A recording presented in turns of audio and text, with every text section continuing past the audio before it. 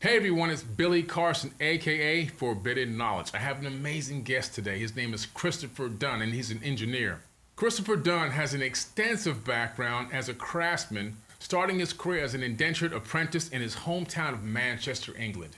He was recruited by an aerospace manufacturing company, and he immigrated to the United States in 1969.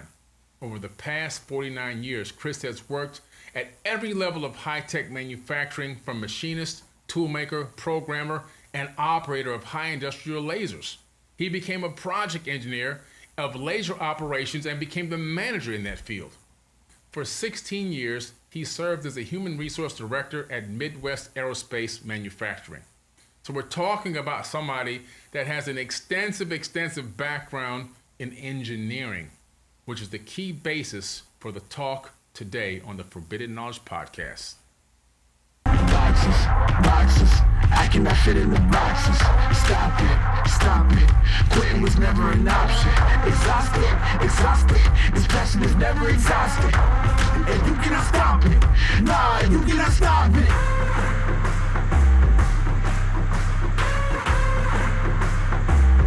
Quitting was never an option.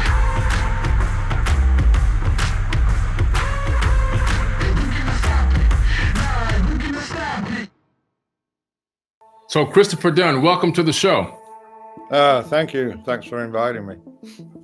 You know, it's an honor to be able to finally meet you and talk to you kind of through this virtual, connection. We've been in a lot of TV shows together, Ancient Aliens and many other documentaries and series, but we've always crossed paths. I've never been able to sit down with you face to face. And I just wanted to tell you personally, from me to you, your work is a great inspiration, and I think you're doing a phenomenal job to help change the consciousness of people on this planet and the way that they perceive ancient civilizations and what we think we know of as our true past, maybe putting a question mark on it so we can begin to ask better questions and look at it from a more technical standpoint and see where we might be missing the boat. So thank you. Oh, you're more than welcome. It's pretty much about giving credit where credit's due, and all the credit go to the ancient civilizations, the ancient Egyptians specifically, who I have been studying. So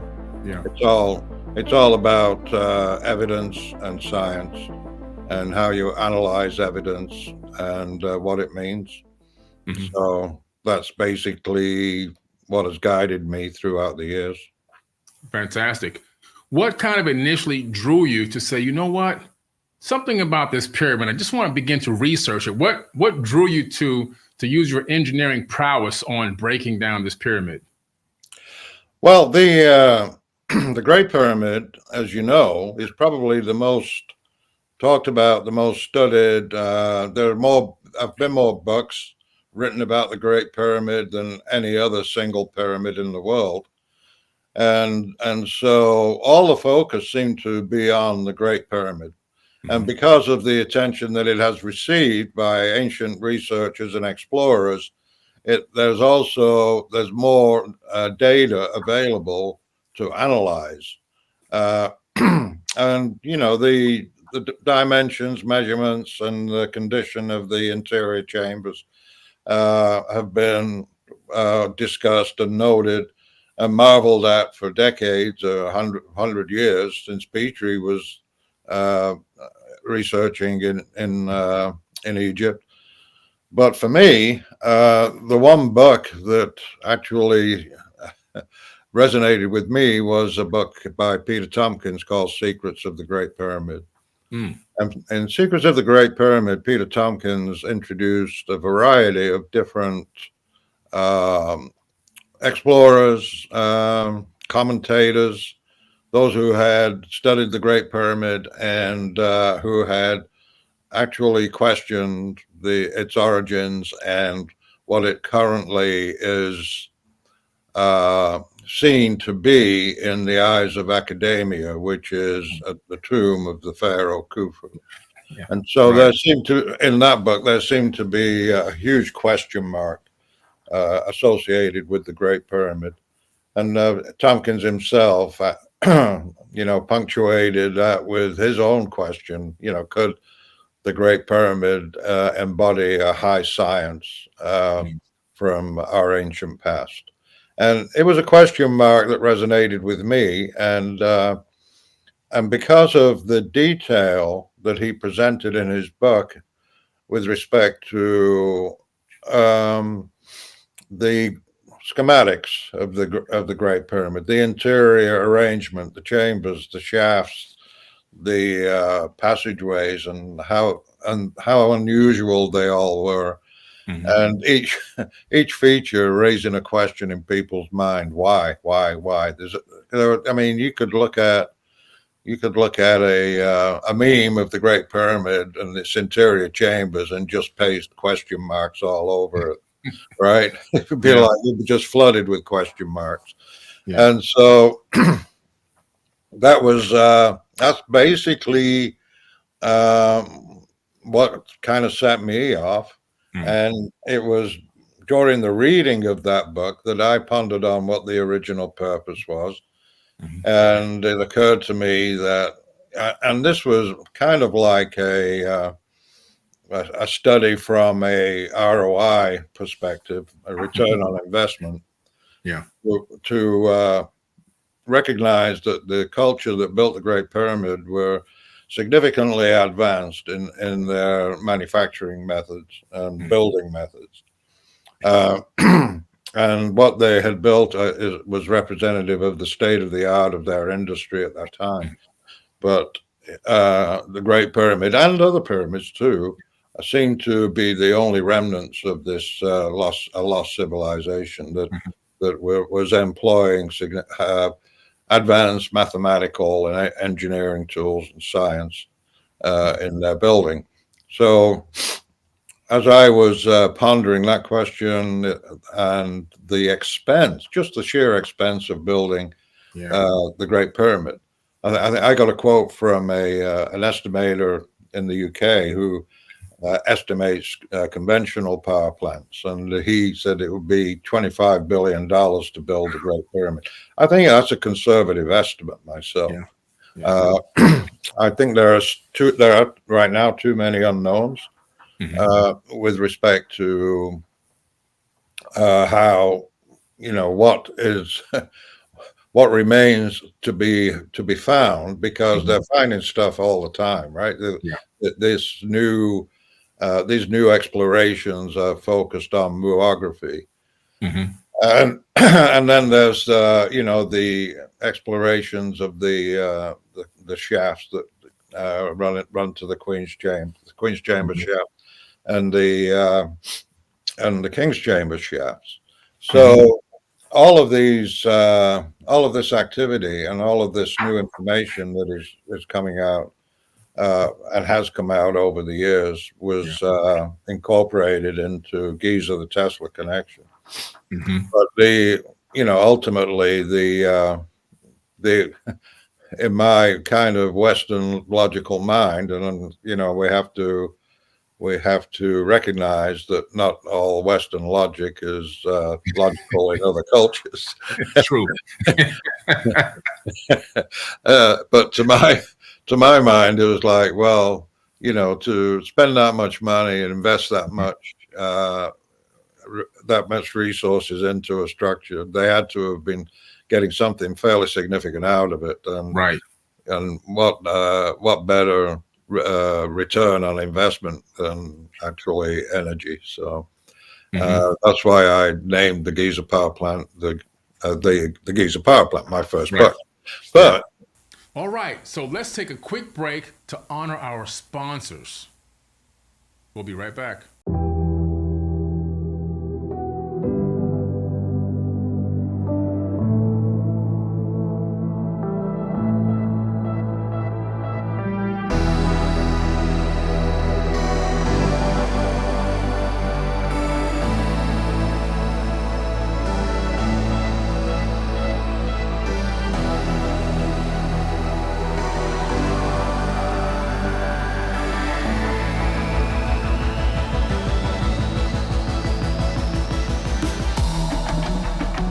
This is Jimmy Church. Please visit and explore Egypt this October 3rd through the 14th, 2024 with Billy, Elizabeth, myself, and very special guest and the #1 podcaster in the world, Sean Kelly. It's simple to do. Just go to forbiddenknowledge.com and click on upcoming tours, or click on the link below. We'll see you there. I hadn't even figured out how the bloody thing works. So I had that to go through, and Right. And it was a process of reverse engineering, and it wasn't. I mean, I just didn't rely on myself. I had notions, I had ideas about what this feature may have been doing, or what this feature may have been doing, but it was kind of like bouncing those ideas off of fellow engineers, specialists. There was a string of specialists that I consulted over the years. There were civil engineers, construction engineers, electrical engineers, physicists, you name it. So, it was chemical engineers.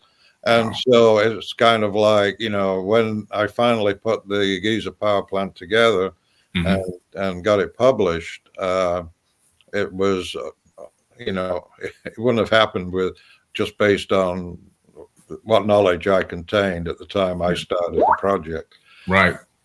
And this is an incredible book. And he's talking about the first book here, the Giza Power Plant, which is an amazing book. This is a tome of knowledge. I mean, it really is.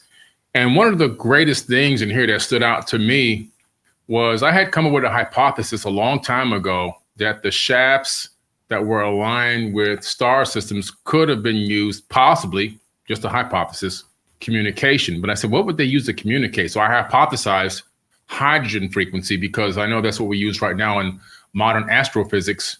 And I saw in your book that you had come up with a theory about hydrogen generation or extraction of hydrogen atoms from water. Can you talk about that a little bit? Yes, and this is where when doing that reverse engineering or study of the Great Pyramid, the whole pyramid, I treated the entire pyramid as one complete system.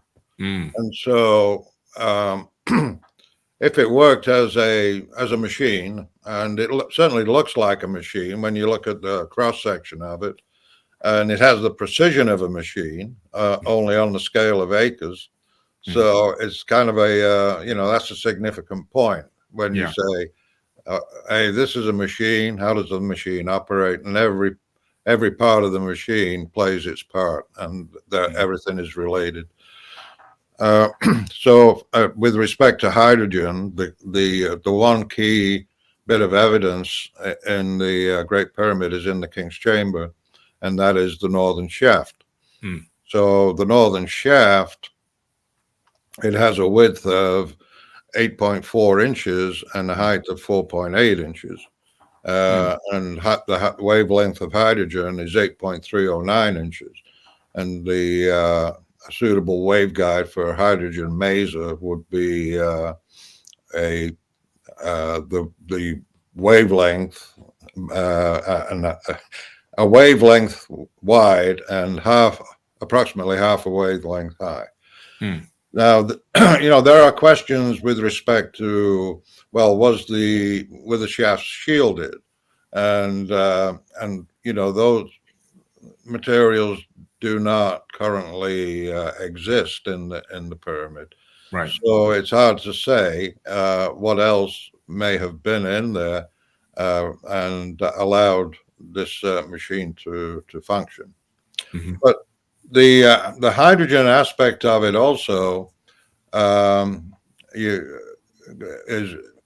move down to the Queen's Chamber, because if you're saying, okay, they were using hydrogen and pumping the hydrogen to a higher energy level, which in microwave amplification through stimulated emission radiation, which is a maser, which is the laser was first called an optical maser because the laser is light, Mm.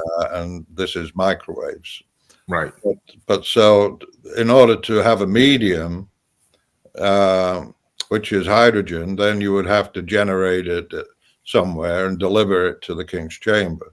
And that's where we look at the beneath, lower down in the structure, we look at the queen's chamber and the shafts that come into the queen's chamber. Now, those were very interesting. I mean, they're still a subject of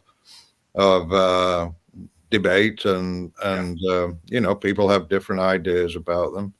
But I have stayed fairly consistent with my analysis of them, in that they were used to deliver two chemicals to the chamber, which combined boiled off hydrogen. Yeah. The evidence that I point to support that is that the shafts were not connected to the chamber itself. When the pyramid was constructed and they built the Queen's Chamber, those shafts were terminated about 5 inches away from the inside wall of the chamber on both sides. And there's 2 shafts, one, and they both have different characteristics. And so when I wrote the Giza Power Plant, I was aware of several of the characteristics which supported the theory that they were delivering a fluid into the chamber, and that those fluids, different kinds, mixed and created hydrogen. Now, since then, there's been other evidence that has come up, and I deal with that in the Giza, the Tesla connection. Oh, nice. And it's very significant. It's extremely significant for the Giza Power Plant theory, and that is, the question was left open in the book, how did they get the chemicals into the shaft? Right. And in the Giza Power Plant, I proposed that they was pumped to the back of Gantenbrink's door. So, you know, for those who don't know who Gantenbrink was or what Gantenbrink's door is, Rudolf Gantenbrink was a German robotics engineer. In 1993, he was contracted to clean the shafts of the King's Chamber to improve ventilation. And while he was there, he made a proposal to actually explore the Queen's Chamber shafts, because nobody knew where the exits were to these shafts, right? And so he put in a proposal to clean those shafts. He got permission, built his robot, and started to explore the shafts. Yeah. So that was in 1993, and he sent his robot up the southern shaft, and the robot came against a blockage. It was like a limestone block, was barring further progress up the shaft. And there were 2 metal pins that were sticking out of this block, and they were bent down to the face of the block. The pins were tapered as though they had been eroded. One had actually broken off. But anyway, the door was essentially called Gantenbrink's door. And so the big question mark then became, what lies behind Gantenbrink's door? Well, of course, who doesn't want to know that? And that was quite a this happened in 2002. They did an exploration. I think it was Pyramid Rover, I believe, or iRobot. They made a Pyramid Rover robot that went up the shaft and drilled a hole through the door.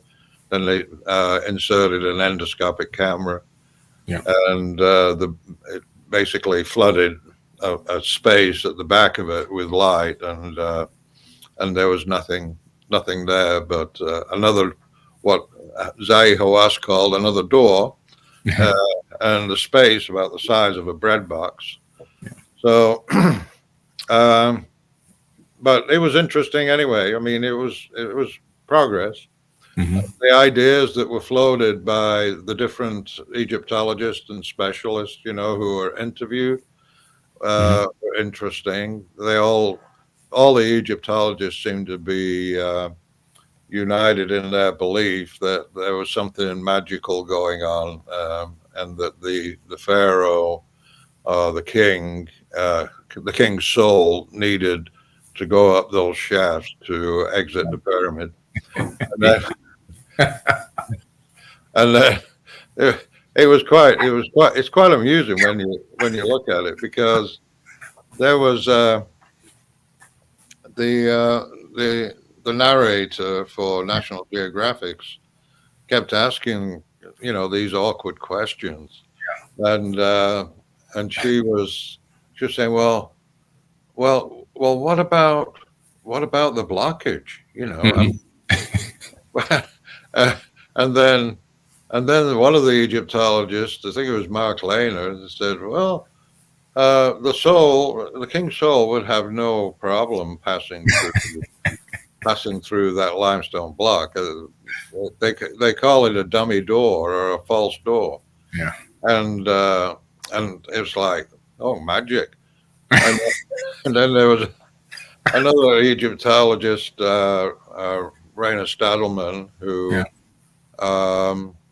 he talked about the existence of the metal pins. And he said that, they were magical instruments that the soul used to raise the door so he could pass through it. Yeah. So, they're united in the idea that the king was exiting the pyramid through those shafts. He could probably leave the pyramid 4 times a week if he was, if he was on a diet. Right. And, it's laughable. I mean, it's just laughable. I mean, it depends which direction he wants to go, north or south, right? Of course. I mean, you're making a lot of great points, and I'm so glad that you're speaking. I'm allowing you to speak your mind, because people hear from me a lot, and I keep describing the Great Pyramid for the last, 15 years as a machine. Yeah, it's a gigantic stone machine, and also I believe it's also a gigantic stone computer, and with a lot of things encoded into it, and really like a time capsule for people like you and I in this current time to decode it, and for us to tell the people what happened back then and how high society existed and the technology that they had that we don't have yet. But when people hear me saying it, I mean, sometimes it's like a parent and a child, and eventually the child will hear the parent saying something, but when they hear it from the neighbor's parent or a friend, all of a sudden they really believe it, but of course you come with a lot of credibility. Your accolades and credibility in engineering as a real engineer far supersede anything that I know in engineering. I just come up with hypotheses. Now your hypotheses are also, there, but they're based on your life experience and your study and your research in the field of research that you've chosen, for your own career, which makes it that much more, in my opinion, credible. And I think, and one of the things you had brought up earlier, the ROI, the return on investment, the reason why I do believe this is a gigantic stone machine is because you cannot say to your civilization, hey, we're going to move over 2 million blocks of stone and build this impossible structure and hope that it pans out, hope that it works. And your taxes are going to go up. Right. I mean, you have to have foreknowledge. This is something that's built with complete foreknowledge, with complete blueprints. There is no room for error. There's no room for mistakes. This thing is so precise. The entire thing must be blueprinted and figured out beforehand, and with foreknowledge, knowing that exactly what it was built for would actually happen. So you're talking about a real ROI not the hypothetical. This is real. You don't move that kind of mass and build something that sophisticated just for happenstance and say, hey, let's see if this works out, guys. Let's see if, let's see if this pans out for us. No, you don't waste those kind of resources, especially in that time period. They knew what they were doing, exactly what they were doing, and they knew exactly what the outcome was going to be before they even started. So, I mean, of that I am convinced. Absolutely. Just incredible. I mean, your knowledge is mind-boggling. I know you wrote this book, which we're going to give away a couple of these books to some lucky viewers at the end of this show. All right. Some lucky viewers are going to get a copy of this book by Christopher Dunn, Giza, the Tesla Connection. And can you tell us a little bit about a summary of what this book is about and why you wrote it? Certainly. The Giza, the Tesla Connection, I got the, people, after I write a book, people say, well, when are you going to write another book? After the Giza Power Plant was published, they said, well, when are you going to write another book? And I said, I don't plan on writing another book. I'm not in the business of writing books. It's like, I've always maintained a full-time job, and, I've had a very fruitful career.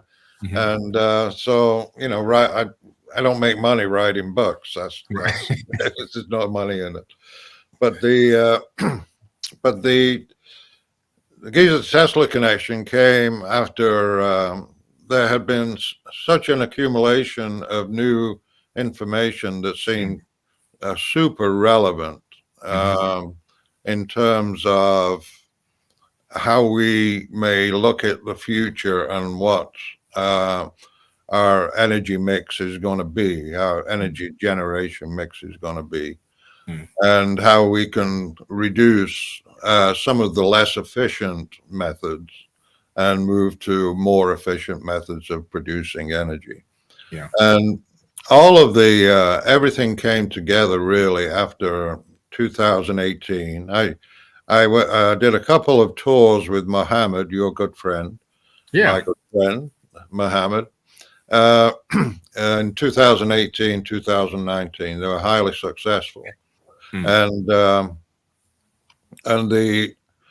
outcome of that was that one of my research associates, Robert Vorter, who actually passed away last year, sadly, he made contact with a NASA physicist.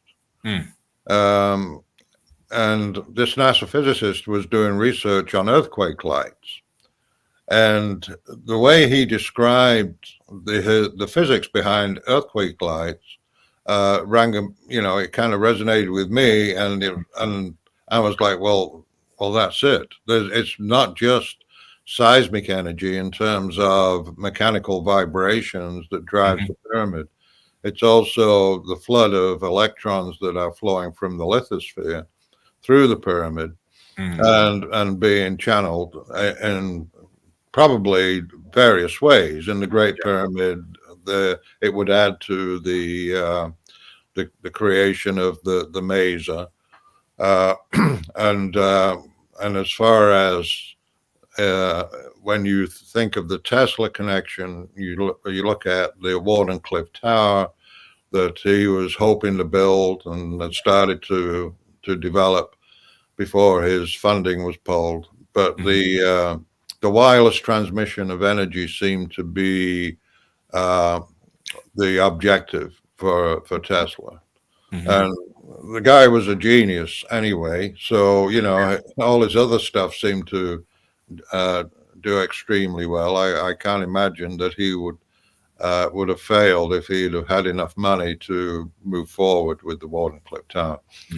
But I know there's a lot of conspiracy theories out there about what happened really, but I don't get into those so much. But essentially what in the Giza, the Tesla connection, first of all, I identify the Tesla connection as being the wireless distribution of energy. That's one part of Tesla's work that I refer to. The other part is his earthquake machine. And this machine, in order to function, needs a good rap on occasion. It needs to have a vibration driven into it. Also, vibration needs to be driven into the earth. If what we call now the Freund effect becomes active. So let me explain the Freund effect. This is probably, Billy, the most exciting new physics, and it's totally legitimate. It's been demonstrated. There are numerous scientific papers out there that you can read about it. It has been replicated by an independent lab in Japan, and it was developed by Friedemann Freund, Dr. Friedemann Freund, who was a NASA physicist, and he described the new physics of kind of along the same lines of a semiconductor, but where you have these peroxide defects in the minerals in igneous rock deep in the earth. So it's like these little defects, but when that rock is put under pressure, and the movement of the rock really doesn't need to be that much, only a few angstroms, and those then the positive electronic charge carriers will rush to the surface. Wow. And so what you have is basically, in Freund's word, when put under stress, igneous rock turns into a battery. So we're sitting on top of a battery, right? And so when you're looking at the difference in power generation, where you look at what is the ROI of building a coal power plant, what are the running costs, what are the maintenance costs, what the fuel costs, all of that, transportation, everything. And it's mind-boggling to think what the real cost of those are. Right. But as an aside, though, I will tell you this was an interesting little snippet you might like. Yeah. That there was enough coal mined in the United States in 2021 for fuel for power plants. There was enough coal to build 76 Great Pyramids. Wow. So I know it blew my mind when I did the math on that. It was like a pyramid 76 times the size of the Great Pyramid. Oh, man. You know? Wow. That's how much resources we're pulling out of the earth? Wow. Yeah, right.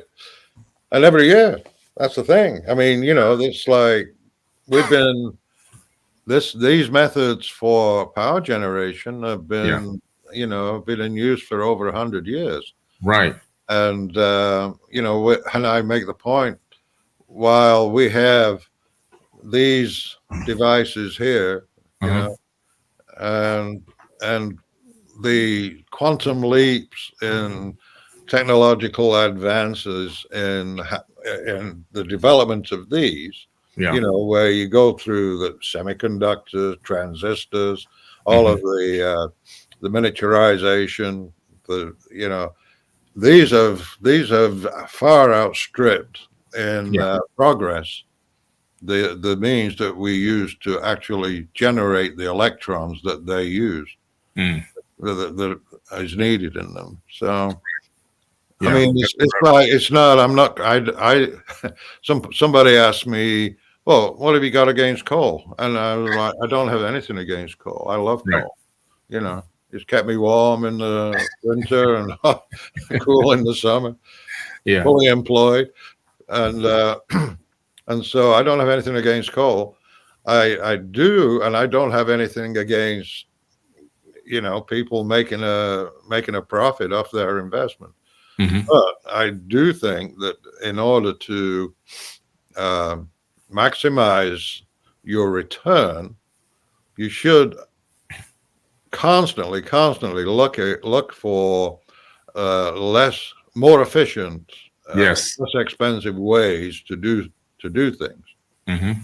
And I Yeah. think that knowing the Freund effect, knowing that we're sitting on a battery, and we're not even tapping into it.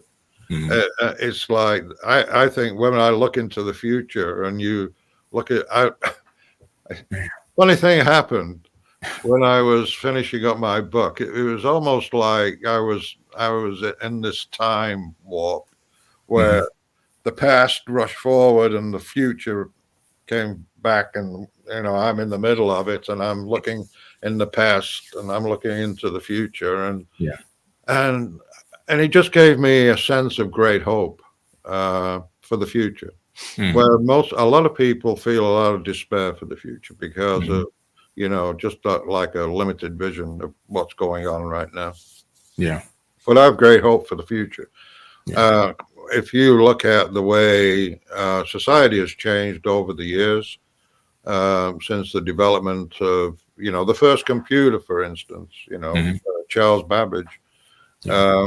um, is claimed to be the inventor of the first computer. His Mm-hmm. computer was huge. It was Yeah. a big iron monstrosity. It had shafts, rods, It was megalithic. megalithic, lots of parts, lots of thousands of moving parts, Yeah. and you won't be able to lift it on your own. And No. so the output of that machine that he built is contained in a very, very small fraction Mm-hmm. of the power of your cell phone that you carry around with you every day. Yeah. That's facts. And you look at that, and even yeah, technology, invention, science marches on. Yeah. And Everything keeps moving, man. yeah, you got to stay moving with it. Yeah. Uh, Absolutely. but And you. that was my motivation for writing Gotcha. the Tesla connection, was to incorporate all the different explorations over the past, the new discoveries, and then Mm-hmm.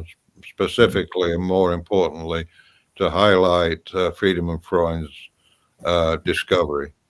Right. Now, beautiful. And you did a great job. The book is so eloquent and so well laid out. Very easy for a layman to read and digest, discern, and understand exactly the point that you're trying to make. So you did a phenomenal job. One of the things that kind of caught my attention in there was the Cadman's pulse generator. Yeah. That's like, wow. Can you talk about that a little bit? Yes. There was I think it was in the 60s, a man named Edward Kunkel. He did some research. He thought that the Great Pyramid's interior would have worked as a hydraulic ram pump. And so he built one out of tubing, and I guess it worked. I don't know, but he wrote a book called The Pharaoh's Pump. Then John Cadman came along, and he tried to replicate Kunkel's experiment, and it didn't quite work. So he focused on just the lower parts of the pyramid, the subterranean chamber. Mm-hmm. And he spent, I don't know how many sleepless nights just whittling out a subterranean chamber out of plaster in his house. I think he's taking over the kitchen table and whittling anything in a guy's life. May not always work with the wife, but anyway, he was obsessed. He had that that mashed potato moment, right, with Richard Dreyfuss and Close Encounters. He became obsessed with something. So wow. Anyway, Wow. he lives in Bellingham, Washington, and and I got to hear from him. He communicated with me, and he was sending me his stuff, and then I ultimately I said, well, of all the people who I hear from and talk to, everybody seems to have an idea of how something should work, but this is the only man who'd actually done anything about the idea and built something. Right. And it would behoove me to go visit him and witness his pump on site. Wow.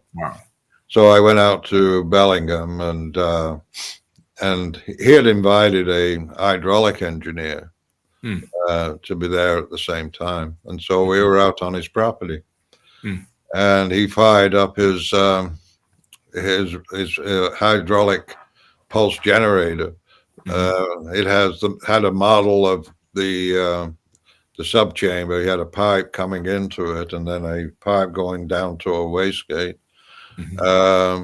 And he just opened up some valves, made sure that the water was running. There was no air in the system, and closed the valves and allowed the thing to run. And the thing that surprised me was that just walking up and down the path, which was on an angle, and underneath the path, he had a tube representing a shaft or passageway where the water would go in the Great Pyramid, and and walking down the path, the path was shaking with vibration, and it was I timed it. It was 60 beats per minute, and it beat like a heart. Yeah. Which was very impressive, and so I was really impressed with his work. I admired it a great deal. I still do. I still do. The unfortunate thing with that model, where the hydraulic pulse generator is contained just inside the Great Pyramid, the evidence in the Great Pyramid does not seem to support it as it is now described, or as it has been demonstrated, because there are no exits from the subchamber anywhere. And if you go down the south passageway, you've been in the subchamber, I'm sure. Yeah, I've been down there. Yeah. You go down to the end of the south passage, which is opposite the entrance. You go down to the end there. There is no opening in that area at all. Right. And Howard Weiss, when he did his exploration, he actually cleared out the well shaft in the center of the subchamber, and chiseled out more limestone to see if there was something else that he could find. Then there was no exit through the center shaft going down. Wow. So that seems to work against John Cadman in terms of the pyramid being the source of the vibrations. However, I do think that hydraulics played a big part on the entire site. Yeah. And if you look at it, if you take yourself away from the Great Pyramid and you look at it from a larger system viewpoint, you've got at least 9 pyramids on the Giza Plateau. And if they were all built to perform the same function, then they would all need to be served by a central really high-powered pulse generator that would actually shake the entire plateau, not just one pyramid. And so, I proposed in my book that, I call it the big daddy of pulse generators that may function exactly the way Cadman propose it, but we don't know because we don't know. We haven't found it yet. There have been several design changes in my work after learning what the ancient Egyptians actually did, as opposed to what I propose they may have done. Right. And in all cases, they proved themselves to be a hell of a lot smarter than me. Well, they're smarter than all of us, so don't feel bad. I mean, come on. You know, when you look at the Great Pyramid, and you and I have been inside the Great Pyramid and so many times, been down the subterranean shaft, 65 meters, you know, descending down, and then another 30 meters straight down, and you know, the Queen's Chamber and all these other little areas. And obviously, we definitely see the same thing. We see a machine. I don't see a temple. I don't see a burial tomb. I see it as a machine. But what I also don't see are some of the things that appear to be missing from the Great Pyramid. Like it seems like some things were taken away. Do you come up with the same hypothesis? Yes, I mean, in the particularly in the Grand Gallery, the slots on the ramps going up, you know, the ledges next to the ramp going up, those slots I proposed held these resonator banks, and so that was a part of the machine. I describe the Great Pyramid as a giant musical instrument because of the acoustics, the way it responds to certain frequencies, and there's more information coming in on that, and there's more research actually being done. But yeah, there's a lot missing, and you know what form it actually took. I would love to know, but I'd have to go back in time. I need a time machine to go back. I know. Yeah, we both need one. You know, I was inside the King's Chamber many times, obviously, you as well. And you have the stone box or the granite box, which I don't think was there from the original, but maybe I could be wrong. But when you look at the corner piece, that corner piece on the left corner, it's blown off or it's missing. Right. But if you look straight across the room from where that corner piece is missing from the granite box, it looks like an impact on the wall, the granite wall. Do you have a hypothesis about that? Yeah. When the next time you go in and you walk in towards that granite box, on the left-hand side, you'll see that big corner that's missing. Then turn right around from that and look in a straight angle towards the wall about maybe 15 feet away or 20 feet away maybe. And you'll see that the wall, the granite wall was impacted and it's the same shape as the piece that's missing from the granite box. Oh, really? Okay. Yeah. Now, what kind of force could create that? I don't know. That's interesting. Yeah. You're talking about the area that is the southern shaft? Yeah. So this is inside the King's Chamber. So, right. Yeah. Directly across from the northern shaft is the southern shaft. Exactly. Right. Yeah. So we're talking about the area that you're referring to. Yes. Correct. Yeah. Yeah. I'd never heard that. No. Yeah, just take a look. I turned around to see what this piece is missing. I said, I wonder if it flew off. And so when I pivoted myself around and looked in the angle where it would have just came off, it seems, now I could be wrong, but it seems as if that impacted granite wall near the southern shaft is evidence of that granite block smashing into it and damaging it right there. But, you know, you take a look the next time you get a chance. Yeah, I see what you're saying. Yeah. The only issue with that is, do you ever go to Aswan? Yeah, absolutely. Okay. Have you taken one of those dolarite balls and smashed the granite with it? No, I haven't done that yet. Oh, okay. Yeah. That seems to be a popular activity on a lot of tours. They'll take a dolarite pounder, which is a little harder than the granite, and they'll try and remove the granite. So, you know, and it just little powder dust. It just creates a little dust, right? Right. It doesn't have much of an impact at all. So I'm trying to imagine a piece of granite hitting another piece of granite and gouging out a significant amount of material, and it would be hard to imagine that could happen. But Yeah. who knows? Yeah, you never know. I mean, you just got to take a look at it. I mean, this is all hypothesis, speculation. I think I think certainly don't. Keep your imagination active, and and if you have an idea, express it.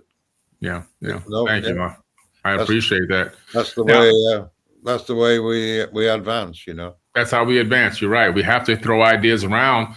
Getting a chance to talk to you and bouncing ideas off you is incredible, because there's not that many people that I can really bounce these particular ideas off of.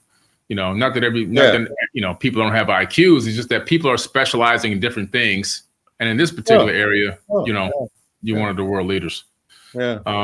Now I've been to the Serapeum quite a few times. I'm sure I saw a picture in the book. Actually, you've been to the Serapeum as well. Right. When I walk in that place, again, I don't get the tomb feeling or burial feeling. I get more of a machine feeling.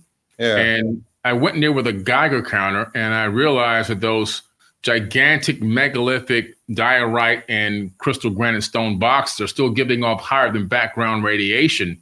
What are your theories on the Serapeum? Well, I first went in the Serapeum in 1995. It was closed to the public. It was, just dark, dusty, and no people there. I was doing a documentary with Graham Hancock and Robert Bauval with Netherlands Television. And they were doing a filming in the Serapeum. That was the first time I went. And one thing that I noted immediately was that these boxes seemed to be extraordinarily well crafted. And I had with me a toolmaker square and a straight edge, and I jumped down into one of these crypts and laid the steel against the granite, so to speak. And it was just like I was laying it on a precision surface plate in a manufacturing plant. Wow. So that impressed me a great deal. The next opportunity I had to go in there was in 2001. And that's where those photographs were taken that were in my book. I'm using a precision toolmaker square with a 14-inch blade, and measuring the squareness and the flatness of the surfaces under the underside of the lid against the vertical wall. And so that to me was like a smoking gun, right? And when you're faced with just a raw block, right? And you, as a manufacturer, and you want to design a process on how to make it, and you look at what tools, machines are available to you. And let's take a quick break to honor our sponsors. We'll be right back. In an era shrouded in the midst of time, within the vast expanse of an uncharted cosmos, emerged the genesis of humankind. How did the odyssey of humanity begin? What secrets lie within our primordial roots? As I began to research ancient cultures, I discovered something quite interesting. Most of these ancient cultures all believe that life originated in the Pleiades. When you look at the indigenous North Americans, the Mayans, the Aboriginal tribes of Australia, the Egyptians, and even the Japanese, they all claim that they were seeded on this planet by people from the Pleiades. How can people separated by so many thousands of miles in different continents have the same exact story? There must be some fact rooted in the myth. This is the saga of the Anunnaki and their ancient secrets revealed.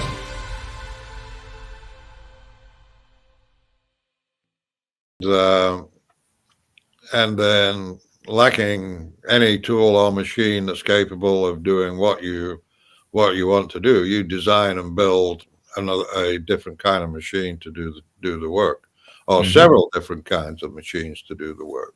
That's just the way it has to go. With the Serapeum, I try to get a quote from several granite surface plate manufacturers on actually creating one of those granite boxes. 13 feet long, 7.5 feet wide, about 8 feet high, and the interior hollowed out and cut with precision. And only one got back with me and said, I appreciate this is a fascinating question. Fascinating objects. I'd like to say that we could do it, but we don't have the equipment to do it. If we wanted to create a box, we would cut 5 pieces and ship them to the site and bolt them together, and that's pretty much the way we would approach that. So they didn't have the machine to do it, and and people. The problem is that a lot of people will say, "Oh well, it can't be done today." That is a misconception, in my opinion, because that certainly could be done today if there was enough money thrown at it. To say the government wanted one of those boxes made, yeah, it could be done. Right. You would be building some highly specialized equipment to do it, but certainly it could be done. There's nothing that cannot be done in terms of that. Right. Incredible. Just a matter of resources. I mean, they spend $100 billion a year on the military. If they redirected 50 billion, of that into making a stone box, like you say, I'm pretty sure they'd figure it out. I don't think it would cost 50 billion unless they were going to launch it into space. Well, the government they'll buy a hammer for $100,000. I mean, it's crazy. Oh yeah, an Allen wrench They've been known to do make the craziest purchases, but it's just just another example, in my opinion, that a lot of things around the Giza Plateau and Saqqara are not as they seem, or not as we've been taught, that in some way these things serve a technological purpose. And that's what I get from going there. And I keep going back like you as well. And I just keep seeing more and more evidence of a technological advanced civilization that may have incorporated a level of spirituality within their technology. Overall, it seems like a lot of the dynastic Egyptians inherited something that was already there. What are your views on that? I think that the Egyptians are open to considering that now. Billy, I'm happy to tell you that the Egyptians are more in tune with my work than they are in the West. So, there are people like Muhammad, Ibrahim and Yusuf Awiyan, there's Ahmad Anwar, a few others who support my work. So nice. It's the tide is turning, and young people, they're the future, and they're the hope for actually seeing, the tomb theory buried. We need to bury the tomb theory. Bury the tomb theory. Absolutely.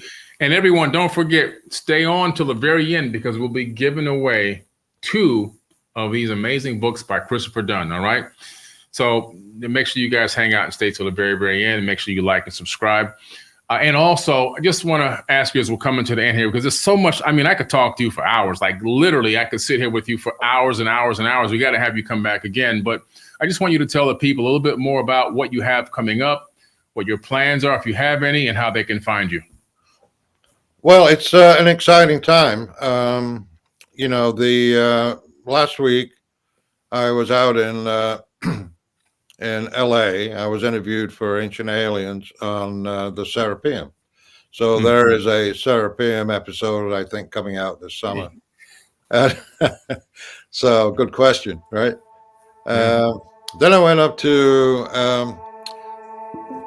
San Jose, and I had a book signing at SETI, which is the Search for Extraterrestrial Intelligence, with Friedemann Freund and his group. And so we had spent a very, very pleasant 2 hours. And I have included an appendix in my book from a transcript of a presentation that Friedemann did in Christchurch, New Zealand. So, in his presentation, and you know, if you go online or go on YouTube and just type in Freund, Freund, TEDx talk, you should be able to come up with that video. Gotcha. But he explains his earthquake light physics in a way that is understandable to the layperson. And he also describes his laboratory experiments that he did to support it. Now, I've got to say that Friedemann had no intention of writing a pyramid theory book or a pyramid theory paper. Wow. His whole focus was on being able to detect earthquake lights as precursors to earthquakes, so that you could have an early warning system. And because they show up, they don't just happen suddenly. They tend to show up a few days before the actual event. Gotcha. And it's because the rocks are under pressure, and so you get that release of positive Hall charges rushing to the surface. And you know, the neat thing about that is that they seek the highest point in the topography. And guess what? The pyramid is on the plateau. It's the That's highest right. point.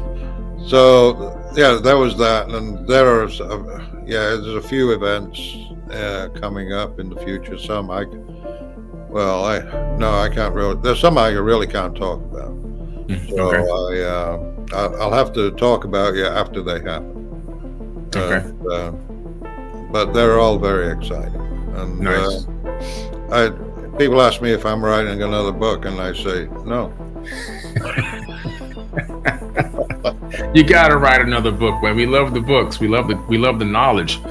You're transferring your consciousness into other people's minds by taking it from the multidimensional platform in your conscious mind into 1 and 2 dimensions in the book, and then we open that book and we upload all that data. We re-encode it into our multidimensional mind. So it's a way of transferring mind to mind. And so if you know, I know you're busy, man. That is probably the most elegant way I've heard that process described. I love it. Yeah, that's great. Yeah, that's what we need, you, man. We need more, you know. But I'd love to even, you know, I'll talk to you later about this. I mean, you're just a wealth of knowledge. I have a new TV series called Anunnaki Ancient Secrets Revealed, but it's really talking about the ancient secrets, the ancient technology that existed. And it's just bringing supporting engineering evidence showing, hey, something happened here that was high society, high technology. And this is some of the supporting information we could bring to you so you can scratch your head and begin to ask more questions. That's the kind of series it is. We'd love to maybe talk to you again about having you come out on some of the episodes. Season 1's done, but we have season 2 starting soon. And maybe there's a way we can get you to come out and be in season 2. Oh, okay. Certainly we can discuss it for sure. Yeah, definitely. Yeah. Great. And how can the people find you online? Let's see. Where will I be hiding?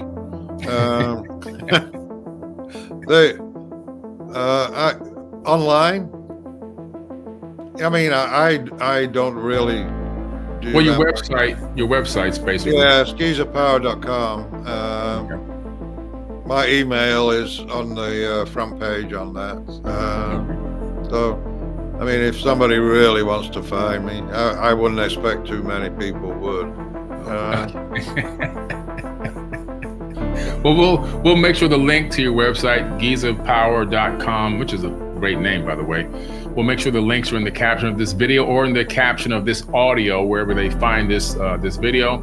If you're on Forbidden Knowledge TV network, then just look underneath the video on the web-based version or on your app, and you'll be able to click the link and go directly to Christopher Dunn's website.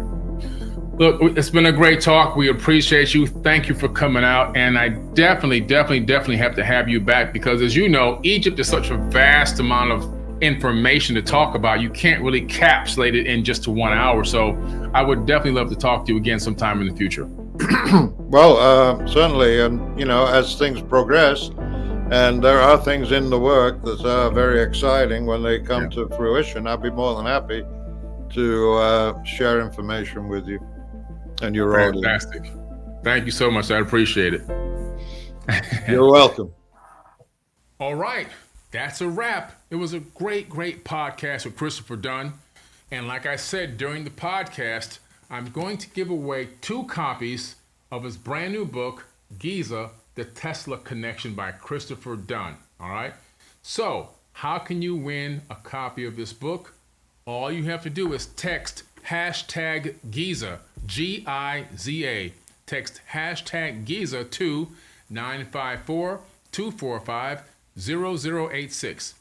That's hashtag Giza to 954-245-0086. And I will randomly select 2 people. So look for a return text message from me, and I will get your mailing address where we can send you one of these copies of the book. All right?